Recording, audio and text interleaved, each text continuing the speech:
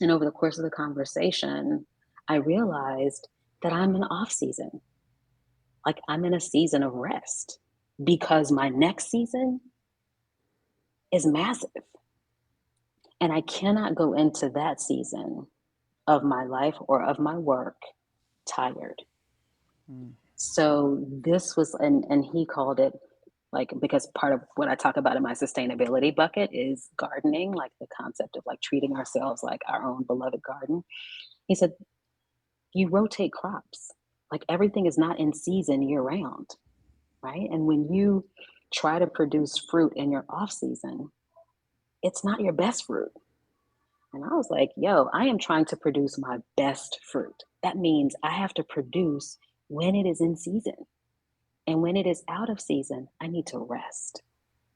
Right. So it's like, I'm going to rest. I'm going to take July and I'm going to practice what I teach. Right. If I'm going to talk about sustainability, the universe is like, oh, you're going to talk about it? Let's see if you're going to be about it first. So Right. I how's was it like, going?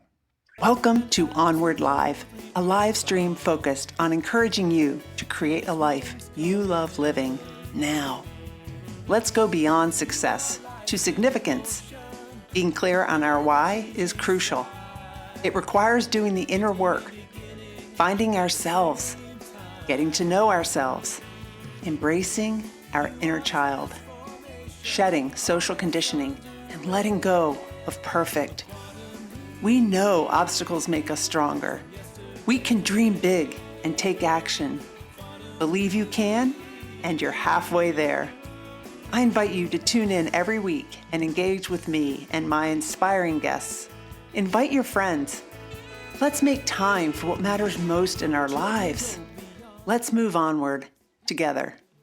Hi, everybody. Wasn't I just here last night? I feel like this is like deja vu. But tonight, this week, we have 2 episodes. I'm going live twice, and then I'm taking the next couple of weeks off because I'm going to be spending some time with my grandson. So I'm looking forward to that. But I'm excited to bring tonight's guest, Aisha Crumbine, in. Let me just tell you a little bit about her. She believes that who we are is how we lead, and the way we become better at leading is at home, at work, and at work, is to become the leaders of our own lives first. And I've really learned that. And Aisha and I went through coaching school together. We went to the Institute of Professional Excellence in Coaching. So in her work as a coach, she helps high achievers and over givers, that's me too, tune out the noise and tune into themselves so they can get the clarity that they need to create the life that they want. And what a perfect person to have on this show, because it's all about create a life you love living now.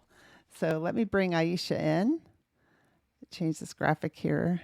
And here she is. Aisha, hey, I'm so excited that you're here.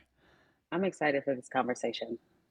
So we've got someone saying, I think they're watching on one of your channels, hello from Atlanta. I can't tell who it is, but when we go back on LinkedIn later, we'll be able to see who it is. Sometimes we can see the name of the person, sometimes not. They have to, I think, register with Restream. I'm not Mhm. really sure. But anyway, so let's hear from you, Aisha. I gave a little bit of an introduction about you and about how you help people live the life that they want.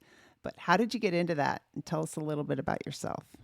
It's interesting because I think, like, somebody asked me recently, like, when did I become a coach? And my response was, like, I think I've always been a coach. I just was evolving towards this as a job.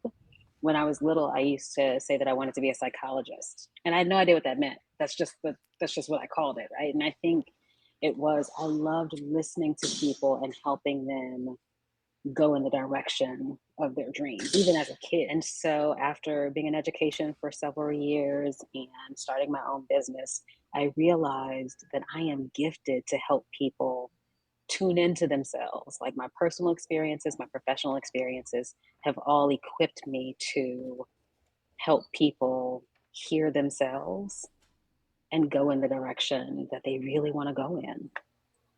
Well, you're really good at doing that because, in the coaching program that we went through, we practiced coaching each other, right? So I Hmm. think I've coached you, you've coached me, and we've learned from each other, and that's just helping us get to better and better. So what did you learn from our coaching program? You know, you said you've been coaching all your life. Yeah. Did you learn anything new? Oh my goodness. When I was going through the coaching program, I was also going through a really challenging time in my personal life. And I feel like the coaching experience gave me an opportunity to see the value in coaching as a person being coached, and to see how tremendously helpful it is to hold space for people and to have Mm-hmm. people hold space for me. Mm-hmm. The person I was partnered with in the second go round is my coach now. Like, I have since hired him because he Oh, holds such beautiful space for me. that's all. And learning how to sharpen that skill and get better at it and really speak to people's sovereignty as I hold space for them is just like, that's a gift. It's a real Yeah. gift. Yeah, and that's the thing about picking a coach. You know, you worked with lots of different coaches throughout the whole thing, throughout the whole Mhm. program, but you know, we tend to really resonate with certain types of people, kinds of people, and feel like we can really relate to them. They're maybe a little, you know, have learned some things we haven't. We just feel like they can guide us through some things that we're doing. So that's awesome that you found your coach through Oh yeah. that And he program. doesn't and he doesn't take my stuff, right? Like, part of what I love about it is he does to me what I feel like I do to other people. Like, he'll look at me and go, "What's that face?" Yeah, And so he'll call having you out. somebody, yeah, I love it. I'm like, "Get me straight. Like, help me stand fully in myself. Like, please, thank you." Well, Danjette says life is Aisha, the Oh meaning yeah, that's of the her name. so my name means life. I was actually named after Stevie Wonder's daughter. So Stevie Wonder's song "Isn't She Lovely" is about his daughter, whose name is Aisha. And my dad heard the song, loved it, and that's where I got my name. I've known you for about a year. I didn't know that. We can't know everything. It was just a little year. We were Why busy not? learning. We had a lifetime, honey, a whole I know a lifetime. lot more deeper things than that, but Yeah, no, anyway. touche, touche, touche. So, your goal is to help your clients redefine success for themselves so they hustle less and live more. That's Yeah, what I've discovered in the past 3 years, how I can do that, hustle less and live more. I thought it would just happen automatically when I retired. That was wrong. yeah. Hustle. The idea of like hustling is, it's a way of being that especially like high achievers have learned from the beginning. Like, at some point, the idea that our value was tied to how much we achieved Mhm. kept us in this like grind and push and prove energy, and learning to shed that, like, that you don't have to do those things and you don't have to push to be worthy or to be of value is like the greatest relief. So wait, you Yeah. said kept us. So you Oh count my yourself gosh. as one of those Oh high. yeah, yeah. Oh my goodness. I mean, I think there are people who are like prone to that high achieving orientation, right? Like, I was the first in my family to go to college, right? I went to a lot of like primarily white institutions that were like elite private schools, right? There are certain situations that lend themselves to hustle, like to proving, to achieving, as a way of like validating who we are and what we have to offer. And so, like, being the oldest, the first, the only, puts us in those predicaments from the jump. And so, and our parents kind of feed into that because they put their hopes and dreams on us. Like, there's so many situations that lead us to feel like hustling or proving or perfecting is how we need to be in order to have arrived, right? And I was surely in that kind of way of thinking. How did you change your way of thinking? Oh man. And when? Yeah, I think at I was at a job, and I was like the executive, like I was an executive level at a nonprofit, and I was a fundraiser. And the whole culture in the organization was like hustle, go, hustle, go. And I was feeding my son at the time, who was maybe 18 months, and I was feeding him like this. And I was thinking about a red flag email, but I wasn't being present with my son in that moment. And that is like the moment for me when I realized I am not being the type of parent I mean to be, because I am spending all of this energy trying to prove my worth in this organization, trying to demonstrate that I can do this. And I think from that moment on, my measure became, who do I mean to be? And how do I mean to be? And hustle got in the way of that. And so there was a lot of shedding, right? There's some shedding because you have to disappoint people when you stop hustling. Like, you have to be willing to say the hard thing, say no, draw some boundaries. But that was the beginning of the journey for me, was realizing that I didn't want to be missing from the important parts of my life. Yeah. Here's a comment here from Jennifer. Hustle less and live more. Yes, being willing to stop and face the why behind our hustle is so important. Who is it actually for? Yeah, hustle is not a hustle is about, like, I equate hustle with like approving, like I am trying to prove my worth. I'm trying to prove that I belong. I'm trying to prove that I am who I say I am. And that comes from a place of not believing you are who you say you are, which is your own personal work, right? That's not Mm-hmm. about anybody else. And I think that's why I think this like coaching is so powerful, because it gives us the opportunity to do our own work. So we Yeah. show up to the world the way we want to, right? No In a way that kidding. doesn't drain us. Yeah, no kidding. We've worked so much on ourselves in coaching. I remember, Yeah. our get together, or, it was we were in a group, right? And there's tears and there's real sharing. And, this Facebook That's the user work. says, I feel seen. We felt seen and we did the work on ourselves, and we're still doing the work on ourselves. You never end with that. Yeah. Yeah, no. But that's the beauty of it, right? Like, I am a work in progress, which means that I never arrive. So I'm Hmm. not trying to hit this mark of like, oh, I've hit this place and I've arrived and it's great. It's like, no, I'm a work in progress. I am continuing to evolve over time. And that gives me space and permission to get some things wrong. And Yeah. that's okay. Yeah, and Right? that's okay. I think It's okay. I did a lot of pushing. I was always trying to kind of prove myself in basketball, and then that extended to when I went. I mean, when I was in high school, and then extended when I went to the Naval Academy. In the sixth class of women to graduate, always being a lot of my career the only woman or one of few women in the room. I felt that need to kind of prove myself. I'm making a face because I think as women, we have gotten so bent on like shattering the glass ceiling. We don't often ask at what expense, Yeah, at what cost are we right. pursuing that, right? Like, I'm not trying to shatter any glass ceiling. I am trying to show up in full as myself. And if I shatter some stuff on the way, great. Right? But it is in pursuit of being versus being in pursuit of like proving, or Yeah. it's a totally different way to orient.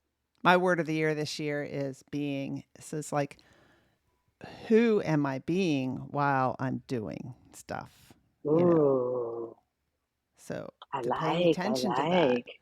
because Yeah. I was always like, check this off, check this off, check this off. But like, who am I being? Here's a question. What would you suggest to a new business owner who feels they must hustle in order to make a living? My new favorite thing is like unsubscribe.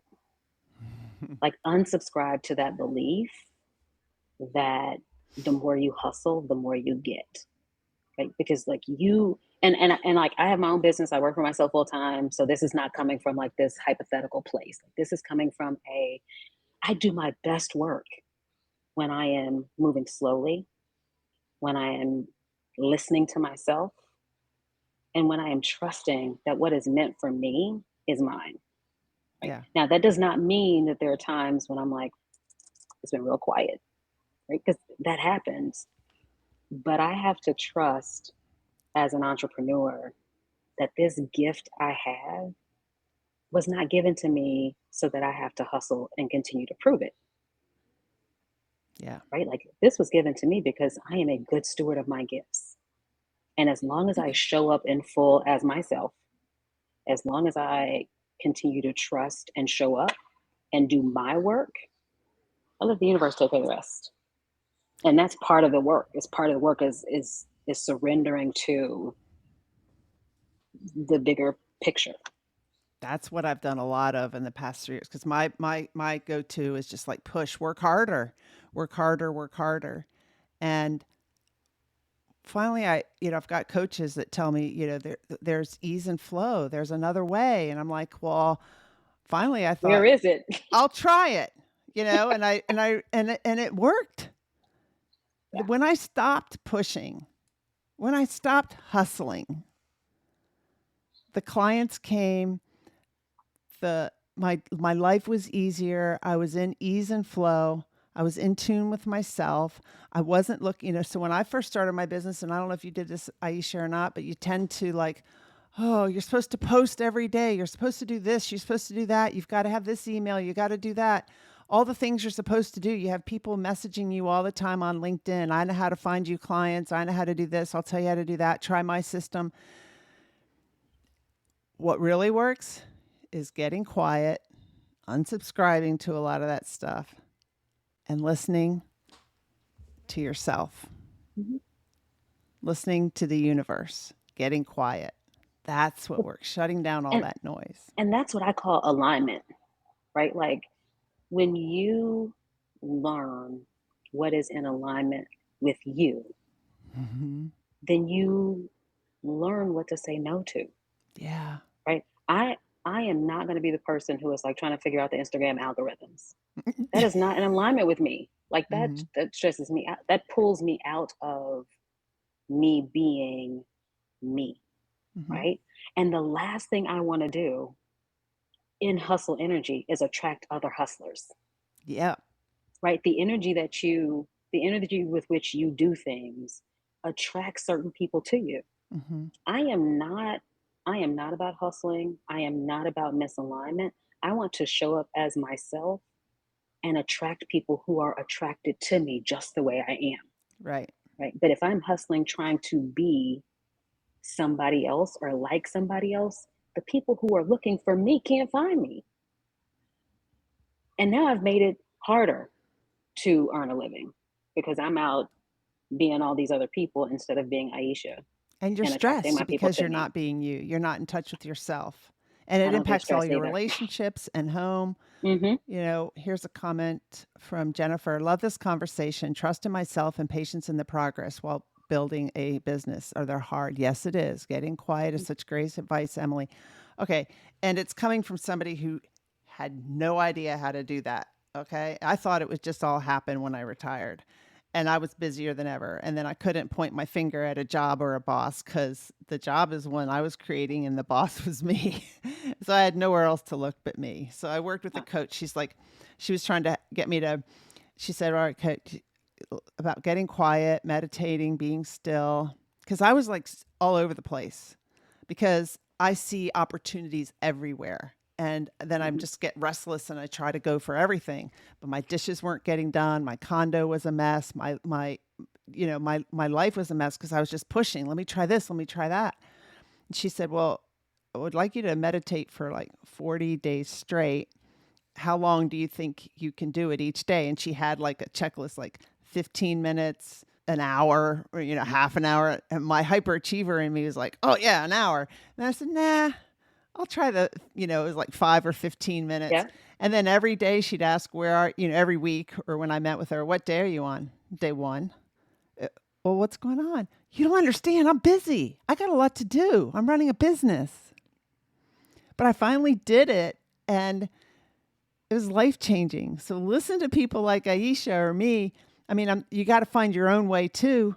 But if you're looking to see, like, how can you switch from being hyper, hyper, hyper, push, push, push to being more in flow, you're listening to two hyperachievers here that can tell you it's possible.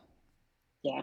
I think especially as business owners, we've heard you keep what you kill, right? Like if you're not out fishing, you don't eat. Like that's the way we orient. And I think the line of thought that I subscribe to is my job is to show up. Like that's my work. My job is to show up as myself and extend the offer, Mm-hmm. right? Extend the hand and say, this is where we're going. I want to walk on the journey with you, and rest in that, right? I think sometimes we feel like we have to be going and doing, and there are all these productivity hacks and all of these like systems that you have to try, and so we're like, I've got to be more productive. I'm like, I am more productive when I am at ease. I am more productive when I'm carrying less. No, So how can I carry less and go at a pace of life that aligns with how and who I want to be in this world, and still be paid beautifully for the work and for the gift that I have? and that's what's happening for you. I love it. I'm laughing a little bit because it's like when I first retired, I was like, wonder what kind of a coach I want to be. I know. I'm going to help people get more things done in less time because I'm really good at that. You were going to make a life out of hustling. You were just I going to make it was, part of your job. so I've done a complete 180. I think, I Yeah. still got room to grow. I'm not as like, but anyway. And so you named this title of the episode, Alignment, Impact, and Sustainability, the keys to your unleashed life.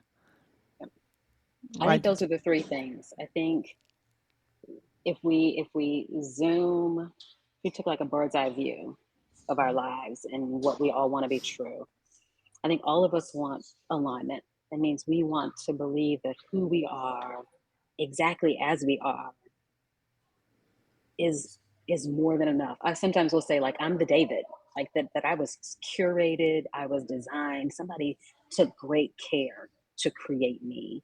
Mhm. And when I'm in alignment, I know who I am, I know what my values are, and I'm committed to showing up in full as myself, Yep. right?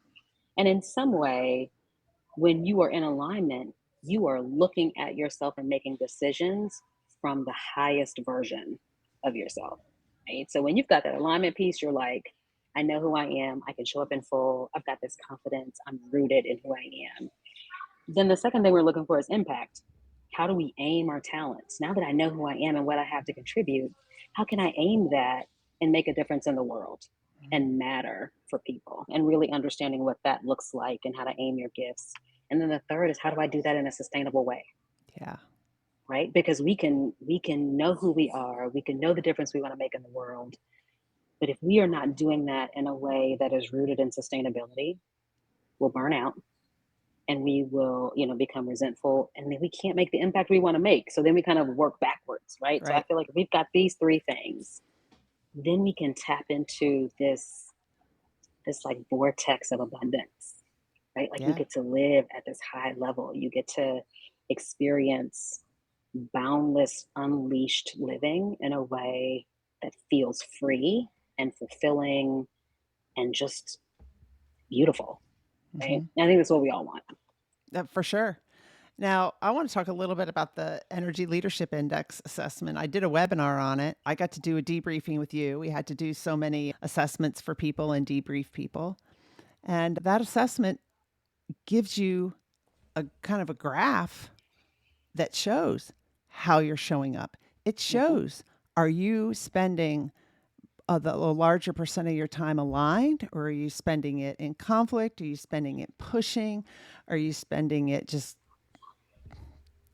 fine, I'll do it kind of thing? And so it gives you a bar graph of that, the 7 levels of energy. You get to Yeah, see it, it's in your face.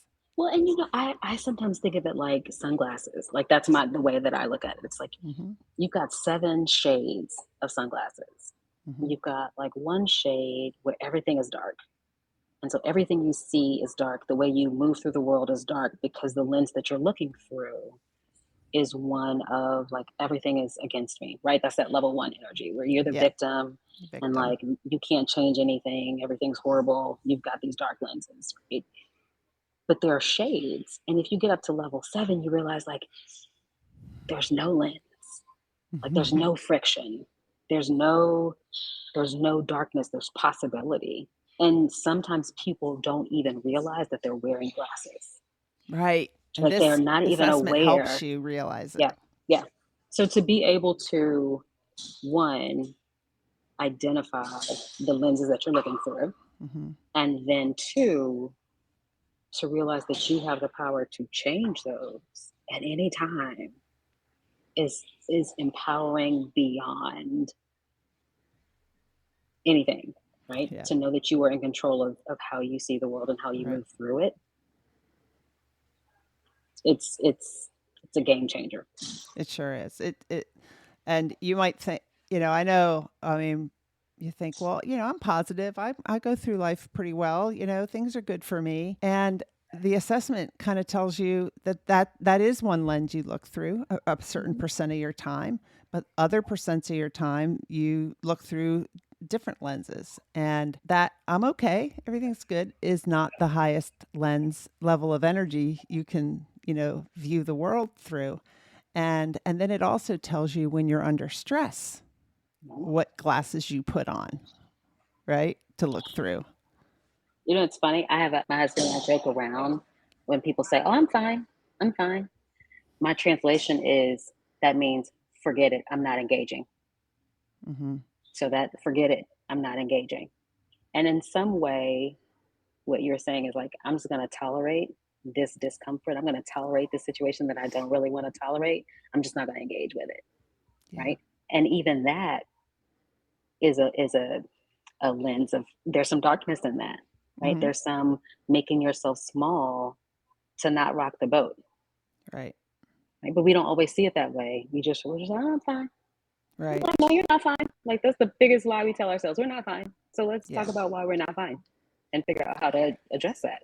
Well, a lot of times it's very uncomfortable to figure out to open that box and look into that and to look into your heart and figure out why you're not feeling fine. And I think I still work with a coach who helps me name my feelings and identify my feelings because she'll ask what I feel about something and I start to tell her what I think. And she has to tell me, what do you That's me. feel? I'm like, I don't know. I have this cheat sheet of feelings. So You have I the look at feeling that. wheel. I look at the feeling wheel. Yeah. My coach sent it to me. Yeah. We were on a session and he sent it. And I was like, okay. And now when I name my feelings, I'm like, yo, celebrate. I just said Yeah. I was scared. Right. Go me. Right. Yes. Yeah. Or I feel Yeah. contracted or I feel, I have more words than happy and sad. Mm-hmm. Yeah. So you said when you're feeling off, it's normally because one of the three, alignment, impact, or sustainability, is missing. And when you're busy and pushing, sometimes you don't even take the time to ask, to notice that you're feeling off. You just think this is normal. And then to even ask yourself why and to come up with an answer, that takes slowing down. Mm-hmm. Mm-hmm. I think one of my favorite things to do with people. So you notice, like I hosted a retreat. Like I do a Mhm. retreat where we go kind of off the grid, we unplug. And the purpose of that is really because I want people to get quiet with themselves, right? Like if you're always answering emails, if you're always doing the thing, if you're always like taking in inputs, you cannot hear yourself, Right. right? And so when you are by yourself out in wherever you are, like in the wilderness or in the hotel or whatever, you hear parts of you that feel really quiet when you're busy. And so you might hear, I'm really feeling like disappointment at this thing or dissatisfaction with this. And you need to unpack that a little bit and not so that you get lost in it, but so that you know how to like, oh, this is what's coloring the way, this is what's making me have a bad attitude. This is what's making my patience slow. This is what's coloring the way I'm showing up. And that requires being quiet. Unlike the children who are behind me not being quiet. It requires being quiet. And sometimes I think it requires talking to somebody because sometimes it's very hard to figure it out yourself. Right. I'm going to move away from the children because patience. But I think that's part of the work we do as coaches, right? Like as Right. coaches, we hold space for people to be quiet with themselves in a place where there's no judgment, right? There's no judgment. There's no anything other than here's who you mean to be. How can we help you get closer to that? Yep. right? And I that was holding working with space for people in that way. yeah, I was working with a client the other day, and she has made a decision on some action she wants to take in her life. And when she told me, then, you know, she said, "Well, I thought you were going to tell me you didn't like that idea." And I said, "That's not what a coach does. This your You life. know the answer. My Yeah, answer you. for you isn't your answer." Yeah, what? So Yeah, nah. I think But you know, I think people, some people. yeah, I was gonna say, I think people have given over their power over their lives to people, to other people, right? Like we've defaulted that decision making to our parents. hmm, We've delegated that decision making to our partners or to our children.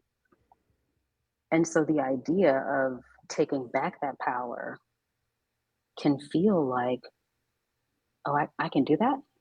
yeah. Shannon says that's so important when a person like me looks for a coach just to be there to support me, to help me figure things out. Yeah. Yeah.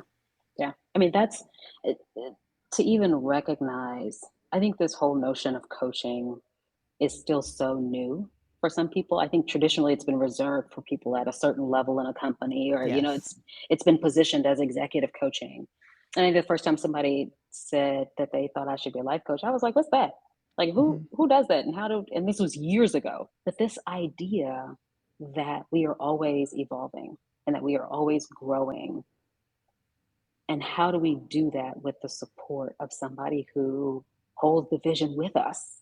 Yeah. Right? Like that's really what a coach is. A coach is somebody who holds the vision of who and how you mean to be with you so that when things get tough, they can hold space for you and help you find your way back.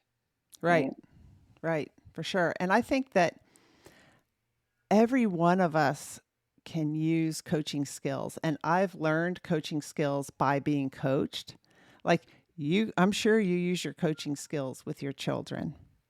And, you know, I coach through the University of Virginia, I coach custom and border protection employees. And I've encouraged them, some of them, to like, I don't know where that book is, but there's one book about, you know, just how to be a coach. And I don't know where if I have it here, but asking questions. It's got like some key questions to ask so we can help our employees to not always come to us to tell them the answer. We answer the question with a, well, what do you think about that? You know, kind of Mhm. thing, and coach our employees as well. I mean, I think when I think about leadership, I think a lot of leadership characteristics overlap with coaching, right? Yeah. Like part of what my role is as a leader is to build capacity in my people, Hmm. right? It's not to provide the answers all the time. I want my people to grow in their own abilities.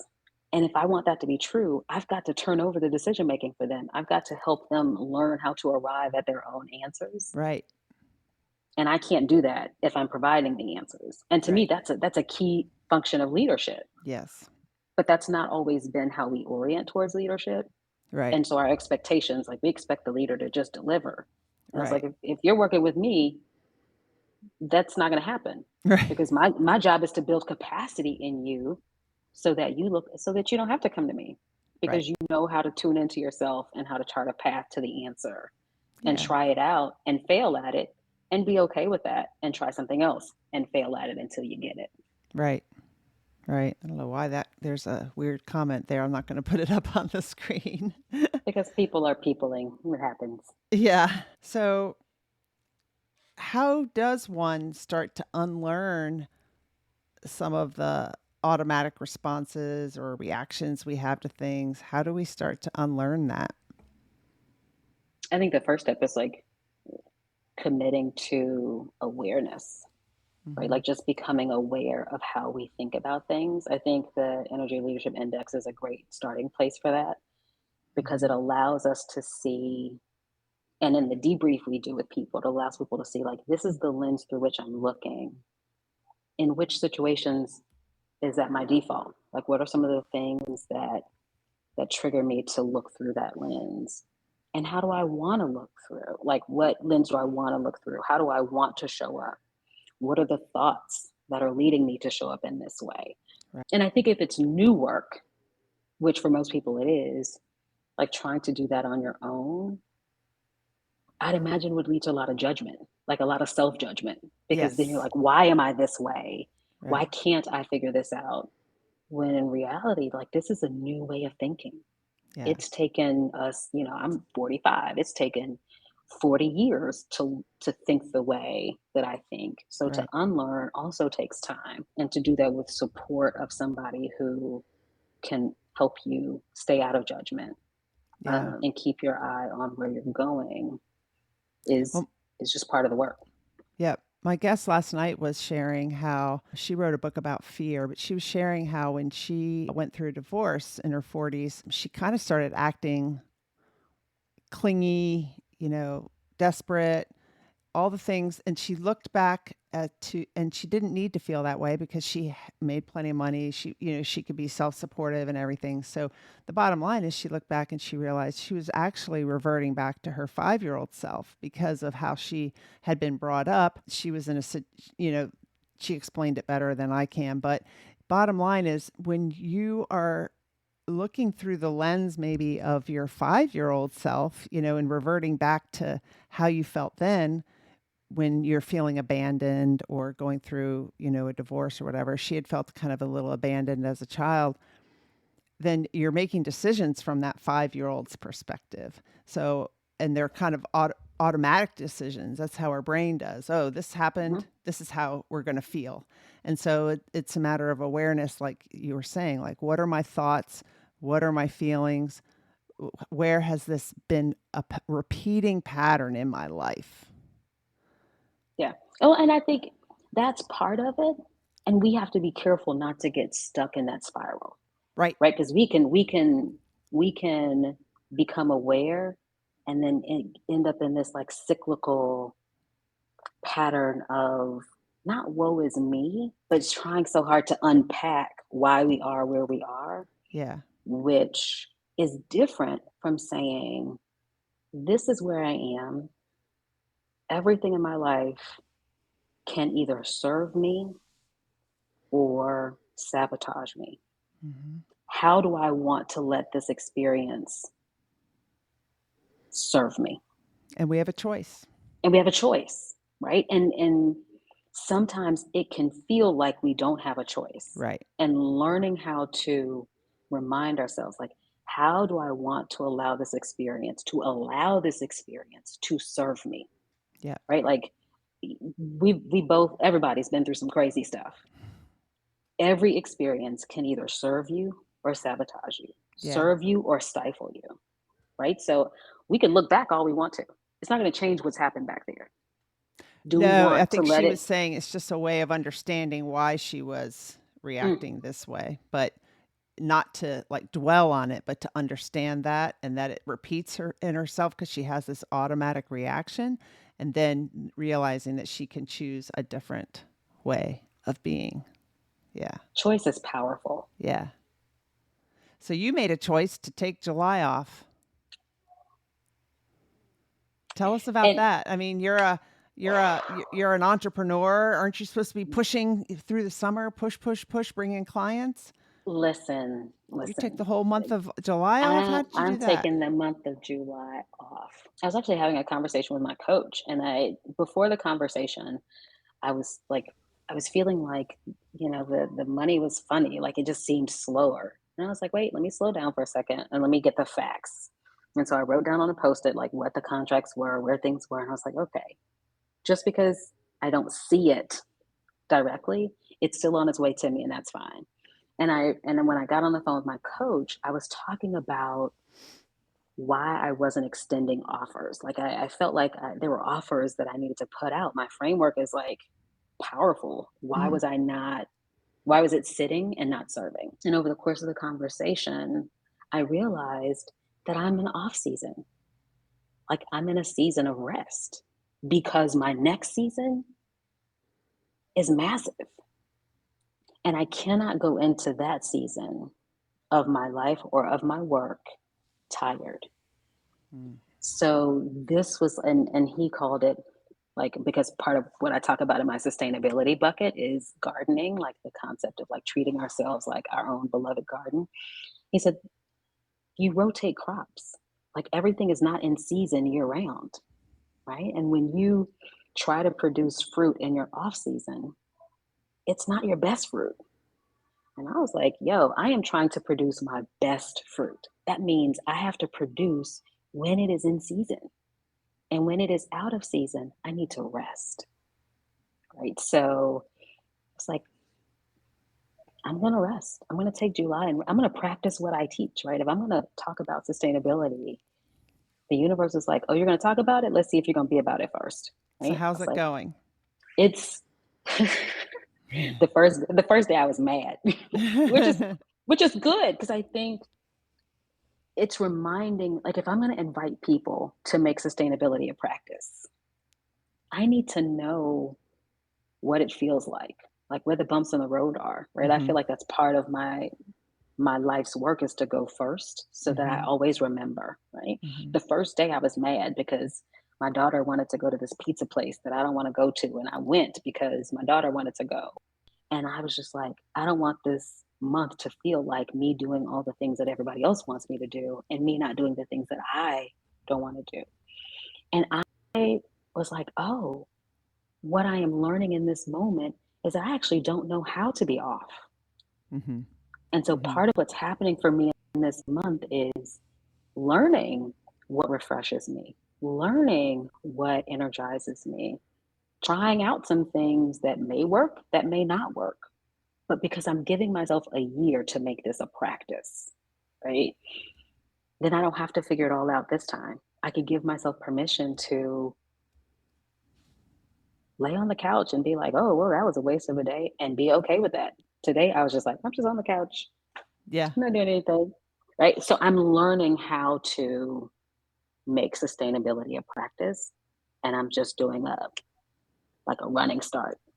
Right. This is a year-long practice for me. A year long, but it's the month that you're taking off. What's the year long thing? So I'm taking the month of July, and in August, I'm kicking off my garden club. And a Mm-hmm. garden club is for like coaches and business owners who want to make sustainability a practice so that they can continue to lead and live well. So every month, one day a month, I'm taking off, like off, off, off, off. And that is time for me to reflect on how have I tended to myself as a Mm-hmm. garden over the course of that month. And then once a season, like winter, spring, summer, fall, I'm going to take 2 or 3 days and be off and get in quiet with myself and take a longer look at how I've built in sustainability, how I've lived in alignment, how I've lived towards my impact so that it becomes a practice, right? It becomes a Yeah. practice to refresh, it becomes a practice to harvest. Like I am one of the 6 pillars of sustainability for me is harvesting. And I'm not good at celebrating my wins, right? I'm not good at like reaping the benefits of the harvest that I'm working for because Mm-hmm. I'm holding space for other people. And so Yeah. part of this year-long practice is how do you indulge in your harvest, right? How do you take pause? How do you prune and trim the fat in places that are like no longer bearing fruit? Like there's a real beautiful unfolding and building in sustainability over time. Mm-hmm. And I'm like so ready for it. I So love ready. that. So, what have you done for you so far? So I got off the phone with my coach last week and I called my girlfriend in DC and I was like, I'm coming to you and we are going to cackle. I want you to find us a really nice hotel. We're going to sit in our robes and cackle and eat good food and do nothing but just enjoy ourselves as like adults. That was one of the things I wanted to do. So I've already got that on the books. I also wanted to take a couple of days just by myself.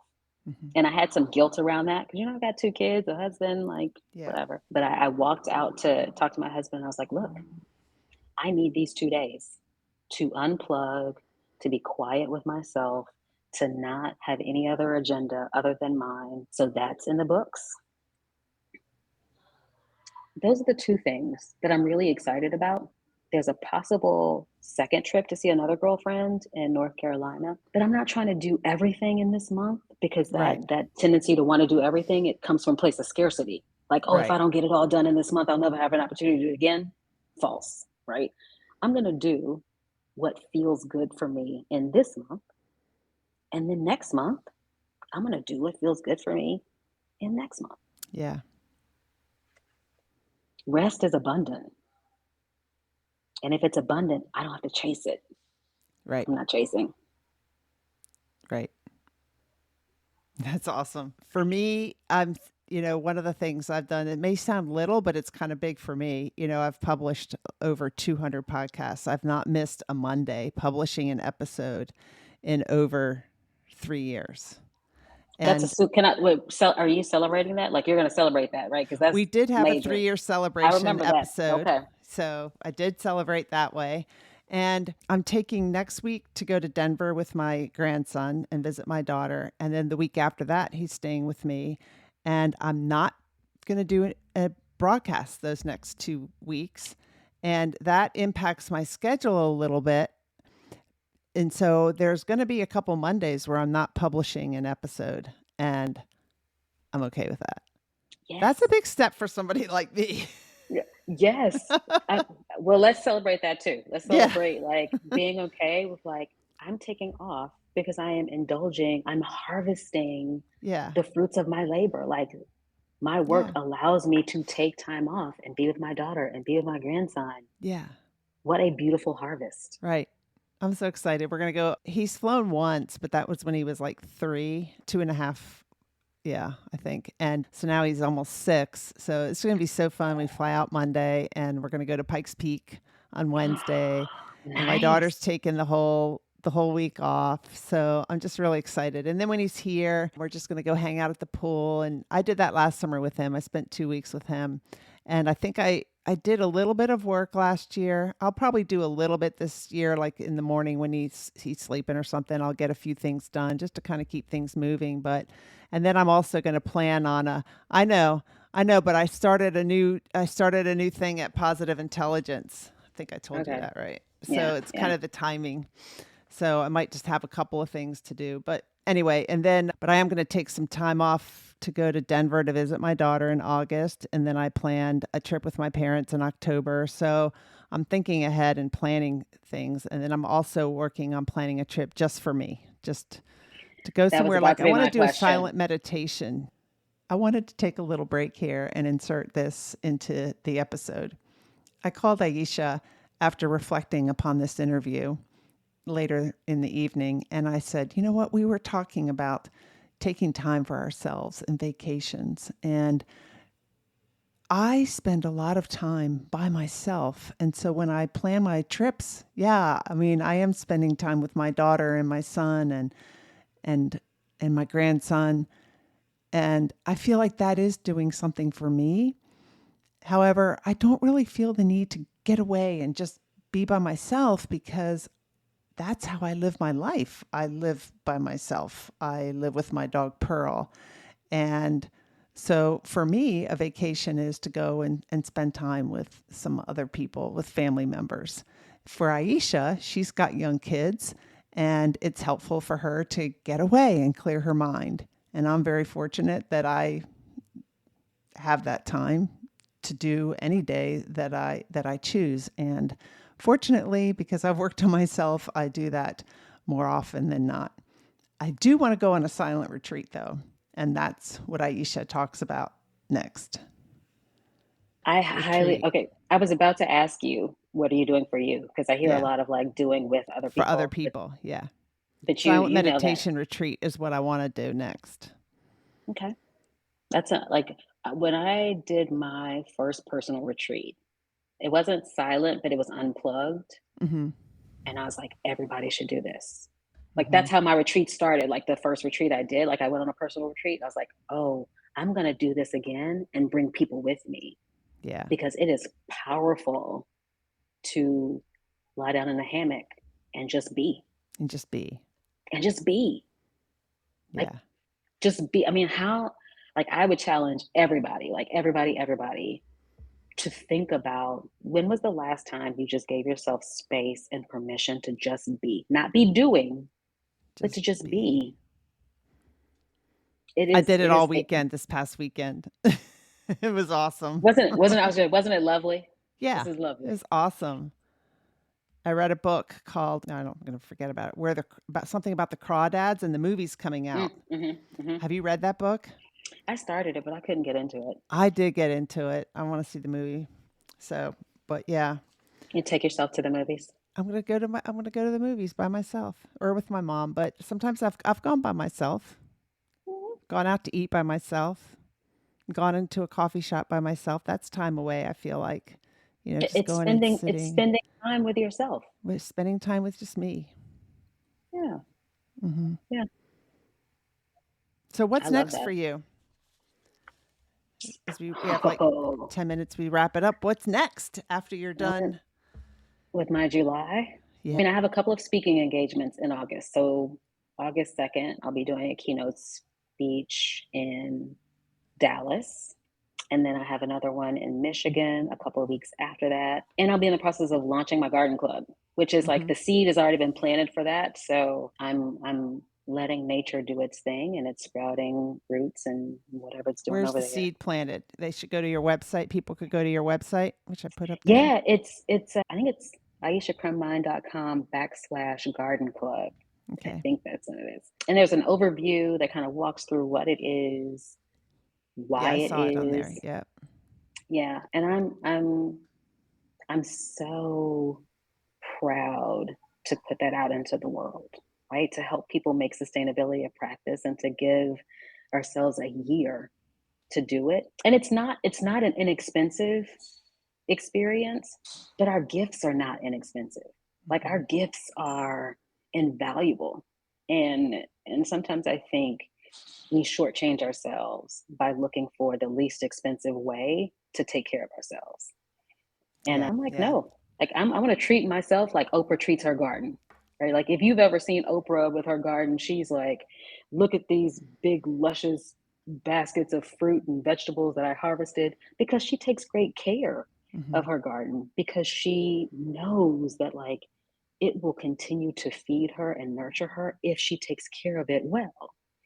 And so this garden club opportunity is really an opportunity for us to take care of ourselves well, Yeah. right? Beautifully well. And we deserve that. We do. Our gifts are too great. Hmm. I Yeah. agree.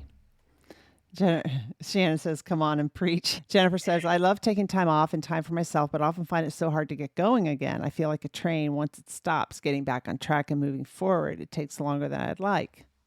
Can I speak to that? Yes, you may. I think that's because we put a lot of expectations on one time off.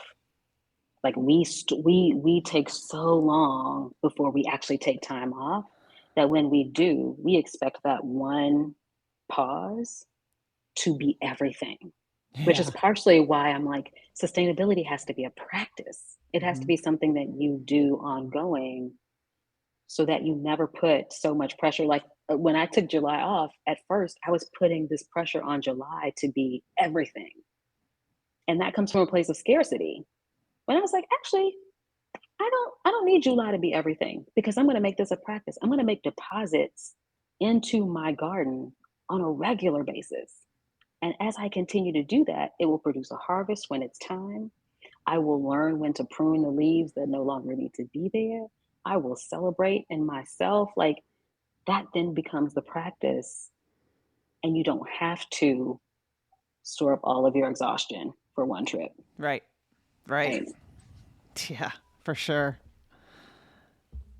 Pramila, I'm glad you're here tonight. Yeah, you said do you want to learn about positive intelligence? Feel free to message me. We can set up a meeting and go to positiveintelligence.com to learn a little bit about it. I just started supporting them as the director of US government accounts, and I love working with that company. It's just amazing the way when you go through that positive intelligence program and you learn about your saboteurs and your sages and you kind of install this operating system, let's say in your mind, of a new way of being, and everybody there speaks that language. They understand what the saboteurs are, they understand what sage is, they understand what a PQ rep is, and how to prevent our minds from sabotaging us. And we all get sabotaged. Even Shirzad Shamin, the head of the company, he gave a lecture I'm in a little seminar today, a webinar for coaches, talking about how, he gets hijacked, but he asks people to call him out on it, to say, hey, let's do a PQ rep. Let's just recenter ourselves. Let's operate. Let's make our decisions from the sage perspective, from that piece of calm, the place of calm and centeredness, instead of, right? And they live that. So feel free to message me if you want to learn more about that, Pramila, and go through the program. So Aisha, as we wrap it up, people can reach you by emailing you. I'll put your email address up here, just Aisha at aishacrumbine.com. And your website, aishacrumbine.com. And you've got your sustainability group is kicking off in August. In August, the last week in August, we'll have our first group session, and then we'll have our first retreat in September. Awesome. Where's it going to be? Do you know? I'm not telling. But I was gonna say, I like luxury. I do like luxury. I know you do. I love luxury. I love to be taken care of so that I can focus on myself. Like if I have to cook, if I have to make those kinds of decisions, then I can't do my own work. That's not a retreat. Yeah. That's not a retreat. Mm-hmm. No, thank you. Right. Yeah. So and that's exciting. To your point, people can go to the website, but I'm also really active on LinkedIn. Yeah, you are. You have great posts on LinkedIn. Yeah. So folks should feel free to follow along on LinkedIn or connect with me on LinkedIn.